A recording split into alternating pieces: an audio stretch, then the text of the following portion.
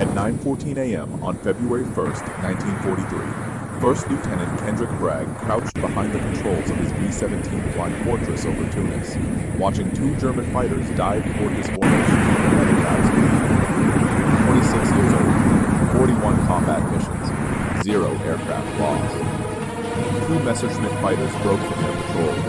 One rolled toward the lead bomber, the second lined up on All-American. The mission to Tunis had started 3 hours earlier from Biskra airfield in Algeria.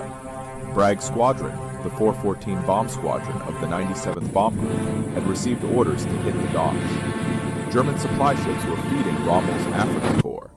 Cut the supply line. Starve the army. They dropped their bombs 12 minutes ago. The docks were burning. Now they faced the fighters. B-17 crews called it the Gauntlet. The moment after bombs away when formations turned for home and German fighters swarmed. In the previous 4 months, the 97th had lost 19 fortresses, 190 men. Some bailed out over enemy territory. Some burned in their cockpits. Most crashed into the Mediterranean. The mathematics were brutal. A bomber crew needed to survive 25 missions to go home. The odds of reaching 25 were less than 1 in 4. Bragg watched the first Messerschmitt attack the lead plane.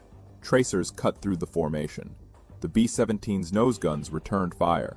The German fighter rolled away, trailing smoke. The second Messerschmitt came at All-American head-on, 600 miles per hour of closing speed. Bragg's bombardier, Ralph Burbridge, fired the nose guns. 50 caliber rounds walked up the fighter's fuselage. The Messerschmitt didn't pull away.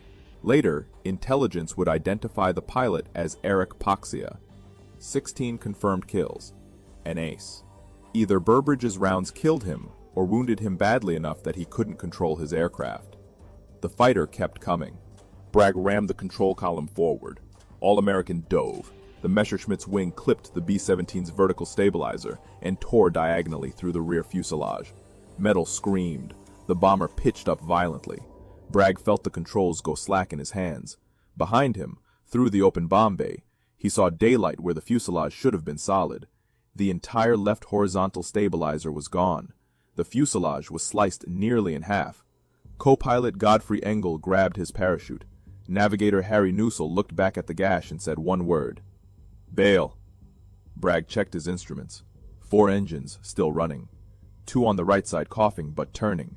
Altitude holding at 9,000 feet. The bomber wanted to climb. He pushed forward with both hands and his knees. The nose dropped slightly. The formation slowed around them. 9 other B-17s matched All-American speed. A protective shell against the fighters still circling. They were 90 miles from Biskra. 90 minutes of flight time. Over enemy territory. With a bomber that could tear itself apart at any moment. If you want to see how Bragg kept this destroyed fortress flying, please hit that like button. It helps us share these forgotten stories with more people. Please subscribe if you haven't already. Back to Bragg. Bragg called to his crew on the intercom. Static. The electrical system was damaged. He needed to know if anyone was hurt. He needed to know if the tail section was even attached. And he needed to decide in the next 60 seconds whether to order his crew to jump into the Tunisian desert or try to fly a half-destroyed bomber home. Bragg unbuckled and climbed out of his seat. The bomb bay doors were still open from the attack run. Cold air howled through the fuselage at 9,000 feet. He could see through the gash in the rear fuselage all the way to the tail section. The tail gunner Sam Sarpolis was still in his position. Alive. Moving. Cut off from the rest of the crew by 16 feet of empty air where the floor should have been. Engineer Joe James appeared at Bragg's shoulder. Both right engines losing oil pressure. Left outboard engine running hot. Electrical system shot. Oxygen system dead. Radio completely gone. The tail? Hanging by the right side frame. That's it. Maybe some structural members I can't see. The whole thing swinging in the slipstream. Bragg looked at the tail gunner again. Sarpolis gave him a thumbs up through the plexiglass. 150 pounds of man holding the tail section stable by his weight alone. Radio operator Paul Galloway crawled forward. Intercom's dead, but the bomb site autopilot wiring is intact. The Norden system uses separate electrical lines to the control surfaces. The Norden bomb site had its own autopilot. Electrically controlled servos mounted near the rudder and elevator, designed to hold the aircraft steady during bomb runs. not designed to fly a crippled bomber home. But it was all they had. Can we control it from the cockpit? The bombardier station. Burbridge can manipulate the autopilot inputs. You call out what you need, he translates it into autopilot commands. Bragg climbed back into the pilot's seat. The bomber was holding altitude but drifting right. Every control input felt like pushing against a wall. The damaged tail created massive drag on one side. He looked at Engel.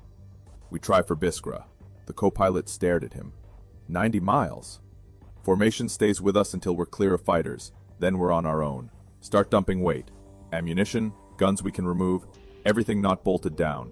Bragg keyed the dead intercom, then remembered. He sent James back through the aircraft with orders. Strip the plane. Throw out everything. They needed to stay airborne for 90 minutes with 2.5 engines and half a fuselage. Waist gunner Michael Zook appeared with his 50 caliber machine gun, 700 pounds of weapon system. He heaved it through the gash in the fuselage. It tumbled toward the desert below. Ball turret gunner Elton Konda followed with ammunition cans, 500 rounds per can, 40 pounds each. Gone. The Messerschmitts made one more pass. Konda and Zook stood in the fuselage with their heads and shoulders exposed through the torn metal. They fired their remaining weapons. The German fighters broke off, out of ammunition or fuel, or both. The formation was beyond their operational range.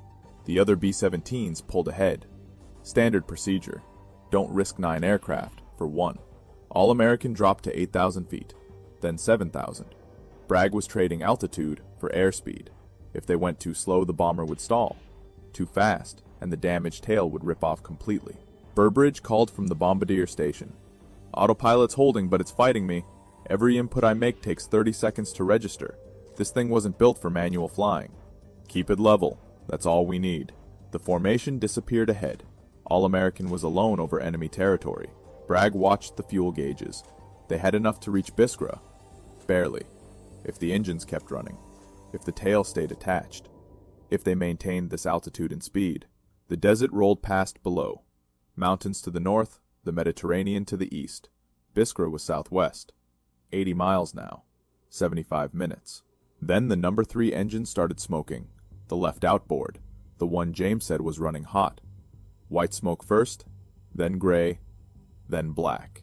Bragg watched the cylinder head temperature gauge climb into the red. The oil pressure dropped. The engine was destroying itself, but if he shut it down, they wouldn't have enough power to maintain altitude. They'd descend slowly into the Tunisian desert, 30 miles behind German lines, and even if they survived the landing, the tail section would collapse on impact and crush Sarpolis. The number 3 engine seized at 7,200 feet. The propeller windmilled for 3 seconds, then locked. The sudden drag pulled All-American into a left bank.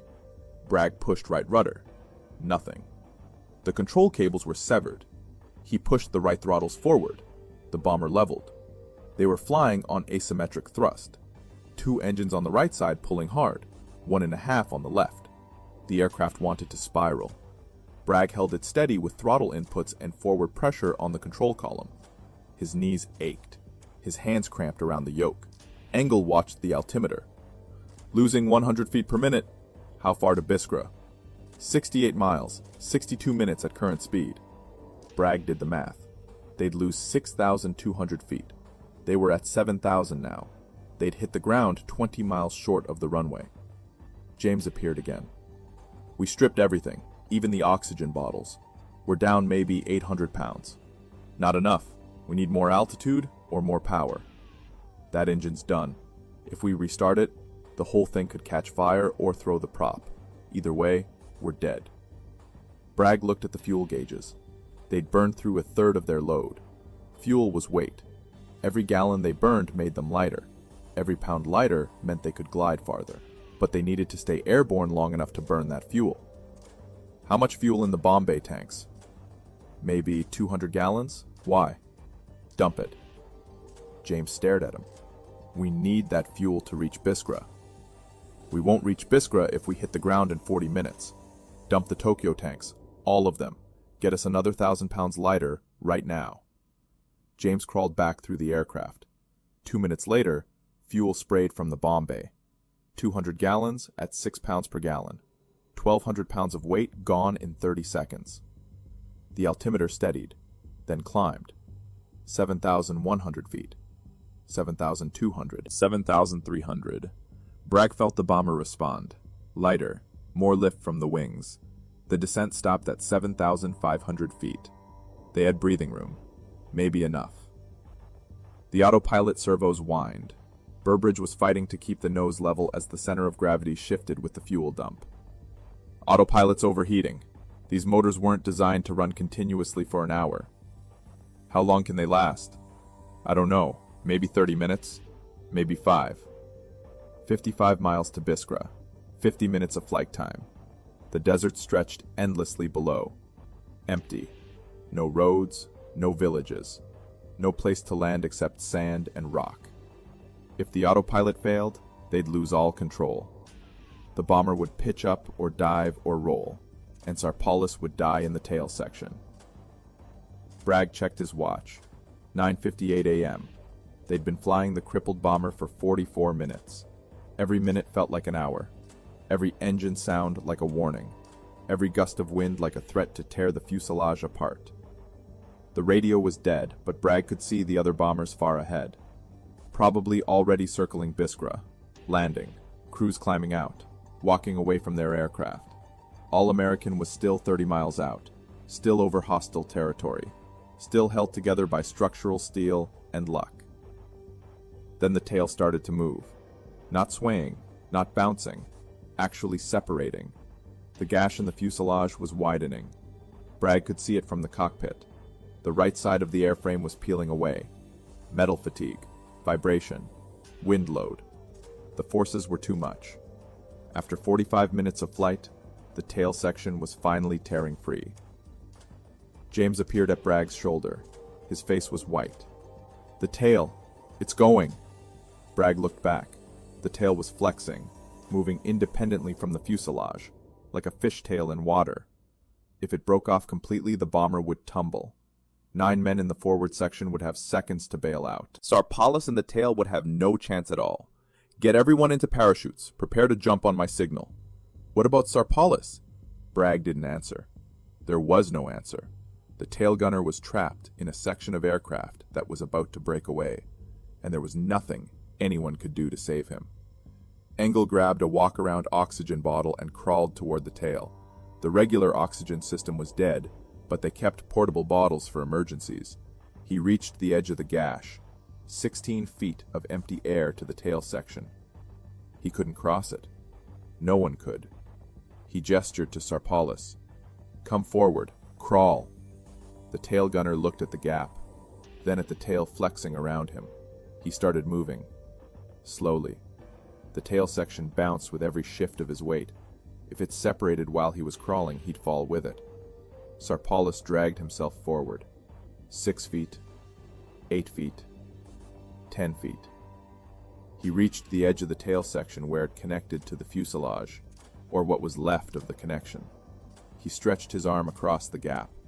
Engel reached out. Their hands didn't meet. 3 feet short. James appeared with parachute cords. He tied them together, 20 feet of nylon line. He threw one end to Sarpalis. The tail gunner caught it, wrapped it around his wrist. James and Engel pulled. Sarpalis pushed off from the tail section and swung across the gap. His boots caught the edge of the fuselage. They dragged him inside. The tail section flexed again. Now with no wake to stabilize it, it moved more freely, more violently. The metal shrieked. But they were 23 miles from Biskra, 19 minutes of flight time. The tail just needed to stay attached for 19 more minutes. Bragg throttled back slightly. Less power meant less stress on the airframe, but it also meant they'd descend. 7,000 feet, 6,800, 6,500. The altimeter unwound steadily. He could see Biskra now. The airfield appeared on the horizon. Flat desert with 3 dirt runways scratched into the sand. A handful of tents, some fuel trucks. The other B-17s from the mission were already on the ground. Tiny shapes lined up along the runway. Burbridge, can you get us lined up for landing? The autopilot's barely responding. These servos are cooked. I'll try. All-American descended through 5,000 feet. 4,000. 3,000. The airfield grew larger. Bragg could see men on the ground now, standing, watching. Someone must have radioed ahead, told them a crippled bomber was coming in. At 2,000 feet, Bragg fired 3 red flares from the cockpit. Emergency signal. Clear the runways. Wounded aircraft inbound. The flares arced up and burst, visible for miles across the flat desert. The ground crews scattered. Trucks pulled off the runway. The other B-17s taxied clear. All-American had the entire airfield to itself. Engel called out altitude. 1,000 feet. Airspeed 130. We're high and fast. Bragg pulled the throttles back further. The engines spooled down. The bomber settled. 800 feet. 600. 400. He could see individual men on the ground now, some running, some just standing with their hands shading their eyes. Gear down. Engel reached for the landing gear lever, paused. If the gear won't lock, we're landing on the belly anyway. Should we even try? Try. If the nose gear collapses, it might take stress off the tail. Keep it from breaking on impact. The gear motor whined. Bragg felt the thump as the main wheels locked down. The tail wheel indicator stayed dark. The tail wheel was attached to the tail. The tail was barely attached to the aircraft. No tail wheel. 200 feet. The runway filled Bragg's windscreen. Packed dirt. Hard as concrete in the desert sun. He eased back on the yoke. The nose lifted slightly. Too much and the tail would dig in. Not enough and the nose gear would collapse. He needed to hold the tail off the ground as long as possible. Let the main wheels take the weight first. 100 feet. 50 feet. The bomber dropped toward the runway. Bragg's hands were locked on the yoke. His feet braced against the rudder pedals that didn't work. Every muscle in his body was tense. The main wheels touched. Dust exploded behind the aircraft. All-American bounced. Settled again. The wheels grabbed. The bomber rolled. Still moving at 80 miles per hour. The tail dropped. Metal scraped across the packed dirt. A grinding howl of aluminum on sand. The tail section collapsed. The bomber skidded forward. Sparks flew from the tail, dragging across the runway. The screech of tearing metal echoed across the airfield. Bragg held the control column back, keeping the nose up, keeping weight off the front gear. 70 miles per hour. 60. 50. The bomber slowed. The tail section dragged, then stopped dragging. It had separated completely. Bragg felt the aircraft lighten. The back end was gone. 40 miles per hour. 30. 20. All-American rolled to a stop 800 yards down the runway. The engines were still running. Bragg's hands were still locked on the yoke. Engel reached over and pulled the mixture controls to idle cutoff. The engines died, one by one. Silence. Bragg sat in his seat. His legs were shaking. His hands wouldn't release the control column. Engel had to pry his fingers off. James appeared from the back. Everyone's alive, no injuries. Sarpalis is out, Conda is out. Everyone's getting off now. Bragg climbed out of his seat. His knees nearly buckled. He'd been flying for 4 hours, the last 90 minutes at full tension. Every muscle was cramped. He walked back through the fuselage. The bomb bay was empty. The waist section was stripped bare. Then he reached the gash. He could see straight through to the runway behind them. The tail section was sitting 200 yards back, collapsed on its side. The vertical stabilizer bent. The horizontal stabilizer missing, but intact enough that you could see it had been part of an aircraft 5 minutes ago. Bragg climbed down through the fuselage opening. His boots hit the dirt. Ground crew were running toward the bomber. An ambulance pulled up. The medics jumped out with stretchers ready. Burbridge waved them off. "We're fine. Nobody's hurt." The medics looked at the bomber, then at the crew, then back at the bomber. One of them said what everyone was thinking. How? Bragg walked back to look at All-American from the outside. The famous photograph that would circulate through every Air Force base in North Africa was taken 10 minutes later by Lieutenant Charles Cutforth from another B-17. But even without the photograph, the damage was obvious. The left horizontal stabilizer was completely gone, ripped off at the root. The vertical stabilizer was damaged, the rudder was barely attached. The fuselage had a diagonal gash from the top turret position all the way to where the tail should have been. You could see through the aircraft from one side to the other, daylight visible through a 16-foot gap. Two engines on the right side were destroyed, oil streaked the wings. The left outboard engine was seized. Only one engine out of 4 was undamaged. The electrical system was shot. The oxygen system was torn apart. The radio was in pieces. Control cables dangled from the severed tail section. Navigator Harry Newsell stood next to Bragg. He pulled out a small camera, started taking pictures. Nobody's going to believe this.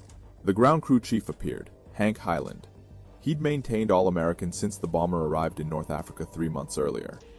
He walked around the aircraft slowly, touching the torn metal, looking up into the gash. He stopped at the tail section lying on the runway. "Lieutenant, how did you fly this?" "Norden autopilot. We couldn't use the control surfaces directly, so we used the bomb sight servos." "For 90 minutes?" 87 minutes. We dumped fuel to gain altitude, threw out guns and ammunition to reduce weight, flew on asymmetric power after number 3 seized. Highland looked at the crew. 10 men, all standing, all walking. Not a scratch on any of them. He looked back at the bomber. This aircraft should not have made it back. The tail should have separated over Tunisia. You should all be dead or prisoners right now. Bragg didn't respond, because Highland was right. By every engineering calculation, by every principle of aerodynamics, by every law of physics, All-American should have broken apart over enemy territory. The fact that it didn't wasn't skill or training or even luck. It was something else. Something about the B-17 Flying Fortress that made it the most survivable bomber of World War II. And understanding what that something was would save thousands of lives over the next 2 years. The Boeing engineers who designed the B-17 in 1935 had made one critical decision that other aircraft manufacturers hadn't. They built the fuselage using a semi-monocoque structure with heavy longitudinal stringers and deep circular frames spaced every 20 inches. Most aircraft used the fuselage skin to carry structural loads. The B-17 used an internal skeleton. The skin was secondary. This meant that if part of the fuselage was damaged, the loads redistributed through the frame members. The aircraft could lose entire sections and still maintain structural integrity. All-American had lost its left horizontal stabilizer, the structure that creates downforce to balance the nose-heavy bomber. But the right stabilizer was intact, and the B-17's design included enough control authority from one stabilizer to maintain flight. Barely, but enough. The fuselage had been cut nearly in half, but the right side structural members held. 4 main longerons ran the length of the fuselage. All-American lost 2. The remaining 2 carried the entire load. They weren't designed for that, but they held for 90 minutes. The engines were mounted on a wing spar that passed completely through the fuselage. This spar was independent of the fuselage structure. When the Messerschmitt struck, it didn't damage the wing attachment. The wings stayed on. The engines kept running. And as long as the wings were attached, the bomber could fly. Within a week, engineers from Wright Field arrived at Biskra. They measured every damaged component, photographed every crack, calculated the loads that All-American had survived. The data went back to Boeing and every other aircraft manufacturer in the United States. The lessons were immediate. Increase frame spacing strength, add redundant control runs, design systems with multiple failure modes, build aircraft that could lose 30% of their structure and still bring crews home. But All-American wasn't done flying. The maintenance crews at Biskra spent 6 weeks rebuilding the bomber. They fabricated a new tail section, spliced in replacement fuselage frames, reinstalled the left horizontal stabilizer, replaced 2 engines, rewired the electrical system. By mid-March 1943, All-American was airworthy again. The bomber was reassigned to the 352nd Bomb Squadron, 301st Bomb Group. It flew missions over Sicily, over Italy, over the Mediterranean. The aircraft that should have been scrapped for parts flew for another 2 years. Crews who flew All-American after the collision reported that it handled differently. The spliced fuselage created vibration. The repaired tail surfaces produced drag. The bomber was slower than a standard B-17, less maneuverable. But it flew, and it brought crews home. By March 1945, All-American had completed 118 combat missions, more than 4 times the 25 missions required to complete a tour. The bomber had survived fighters, flak, weather, mechanical failure, and a mid-air collision that should have killed everyone aboard. On March 6, 1945, at Lucera Airfield in Italy, maintenance crews finally declared All-American beyond economical repair. Not because of the collision damage, that had been fixed 2 years earlier, but because of accumulated wear from 118 missions. The airframe was tired. The engines were worn. The systems were failing. They dismantled the bomber for salvage. The engines went to other aircraft. The instruments were redistributed. The fuselage was cut apart for scrap aluminum. By March 10th, All-American no longer existed as a complete aircraft, but the story didn't end there. Lieutenant Kendrick Bragg flew 23 more missions after February 1st. He completed his tour in June 1943 and returned to the United States. He never spoke publicly about All-American, never gave interviews, never wrote a memoir. He died in 1994 at age 77. The other crew members scattered across the war. Some completed their tours, some didn't. Tail gunner Sam Sarpolis survived the war and returned to Pennsylvania. He rarely talked about the day he rode in the tail section, hanging by 2 structural members over the Tunisian desert, but the photograph remained. The image of All-American flying with its fuselage cut open became one of the most famous pictures of World War II, not because it showed destruction, but because it showed survival. The B-17 earned a reputation that no other bomber in World War II could match. Crews called it the Flying Fortress, not because of its guns, because it brought them home. The statistics were clear. Of the 12,731 B-17s built during the war, 4,735 were lost, a 37% loss rate. High. But the B-24 Liberator lost 45%. The Lancaster lost 51%. When you measured by crew survival, the difference was even larger. B-17 crews had a ditching survival rate of 78%. If the bomber went down over water, 3 out of 4 crew members survived. The B-24's ditching survival rate was 32%. The B-24's fuselage was a single structural unit. When it hit water, it broke apart. The B-17's frame structure kept it intact long enough for crews to escape. Over Germany and occupied Europe, B-17s absorbed damage that would destroy other aircraft. One B-17 returned to England with the entire nose section blown off. The bombardier and navigator were dead, but the pilots flew the aircraft home. Another B-17 collided with a German fighter over Cologne. The fighter's propeller cut through the cockpit, killed the co-pilot. The pilot landed with his dead co-pilot still strapped in the seat beside him. A B-17 named Ricky Tikki Tavi had its tail section severed by flak over France. The tail gunner Craig Bowman was trapped in the separated tail section. It fell separately from the bomber. Bowman survived. The pilot landed the bomber without a tail. Both the bomber and the gunner made it back. These weren't accidents. They were the result of deliberate engineering choices made in 1935 when Boeing designed the aircraft. Redundant systems, strong frames, independent structural elements. The B-17 was over-engineered by the standards of the time, heavier than it needed to be, more expensive to build, but those extra pounds of steel and aluminum saved thousands of lives.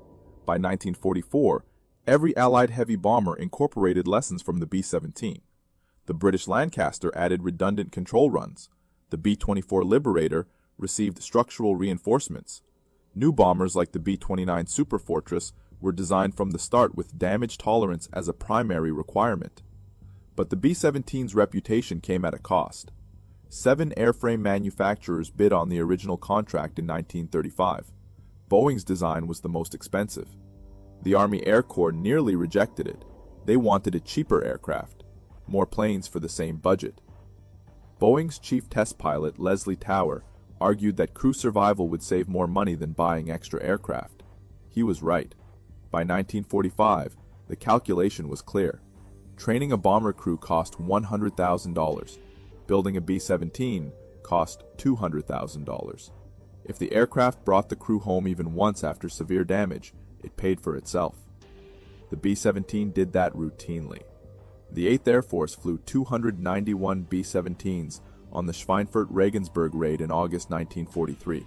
60 were shot down, 77 more were damaged so badly they never flew again. But 154 made it back to England. Crews walked away. Those crews flew again. Their experience was invaluable, and the B-17s that brought them home proved the design philosophy worked. All-American became the symbol of that philosophy.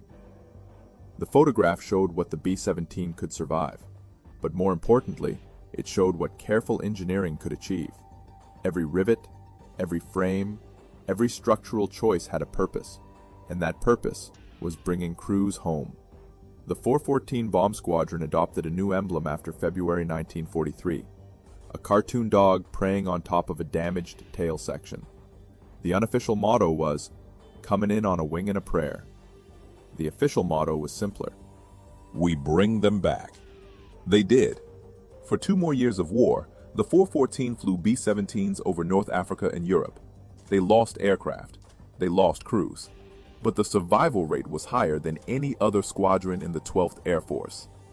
Because they flew fortresses, and fortresses brought you home. Today, only 4 B-17s remain airworthy in the world. One flies with the Commemorative Air Force, another with the Experimental Aircraft Association. They appear at air shows across America. When they fly overhead, the sound is unmistakable. 4 Wright Cyclone engines at full throttle. The same sound that Bragg heard on February 1st, 1943.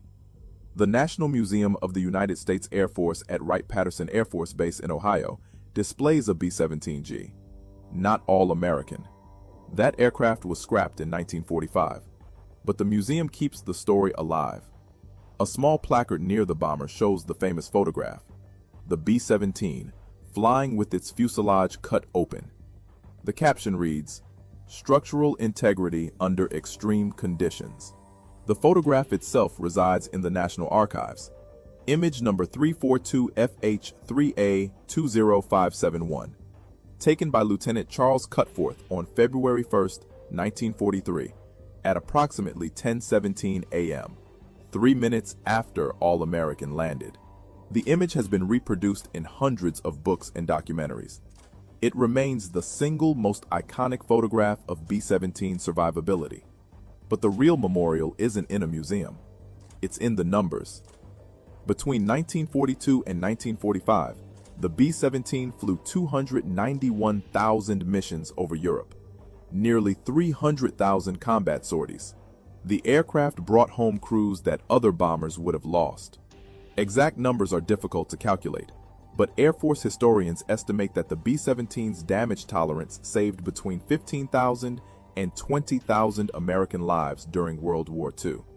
Men who would have died in less survivable aircraft. Men who walked away from damaged bombers and flew again. Men like Bragg and his crew. The 414 Bomb Squadron's emblem, with the praying dog, still exists. The 97th Bomb Group Association keeps it alive. Veterans of the unit meet every year, fewer each year. But they meet, and they remember All-American, the bomber that wouldn't die.